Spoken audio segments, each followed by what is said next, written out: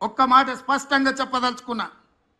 77 సంవత్సరాల స్వతంత్ర భారతదేశంలో ఏ రాష్ట్రం కూడా 31,000 కోట్ల రూపాయల రుణమాఫీ చెయ్యలేదు. ఈరోజు తెలంగాణ రాష్ట్రం మా ప్రభుత్వం చేసింది. ఇది దేశ చరిత్రలోనే రికార్డ్. ఈ రికార్డ్ రైతుల కోసమే చేసినాము, రైతులను ఆదుకోవాలన్న ఆలోచనతో చేసినాము. ఇవాళ మేము రుణమాఫీ చేసినామంటే ఎన్నికలు లేవు, మేము ఓట్లు అడగడం లేదు. ఎన్నికలు ఉన్నప్పుడు ఓట్లు అడిగినప్పుడు రాజకీయ పార్టీలు ఇట్లాంటి నిర్ణయాలు చేస్తాయి తప్ప రాజకీయ ప్రయోజనం లేకుండా రైతు ప్రయోజనం కోసం ఎప్పుడు జరగలే.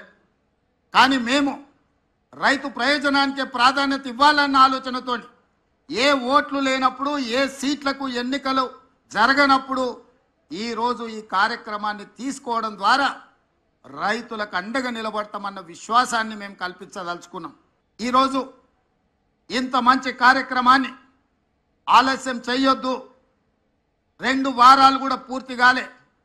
జూలై 18, 2024 నాడు మొదటి విడత 1,00,000 రూపాయల వరకు ఉన్న వాళ్ళకి అందరికీ మొదటి విడతలో వాళ్లకు అప్పులు చెల్లించి ఇప్పుడు 0 నుంచి 1,50,000 వరకు ఉన్న రైతులందరికీ ఇవాళ ఈ గంటలో మనం వాళ్ళ రుణాలను మాఫీ చేస్తున్నాం. నెల తిరగక ముందే 0 నుంచి 1,50,000 వరకు ఉన్న దాదాపుగా 18 లక్షల మంది రైతుల రుణాలను మాఫీ చేసి మా చిత్తశుద్ధిని నిరూపించుకున్నాం.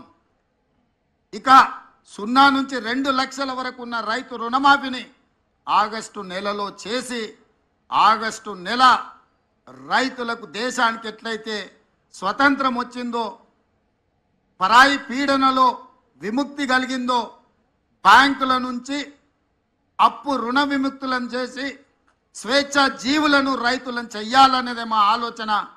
జూలై నెల, ఆగస్టు నెల చరిత్రలో లిఖించదగిన నెలలు.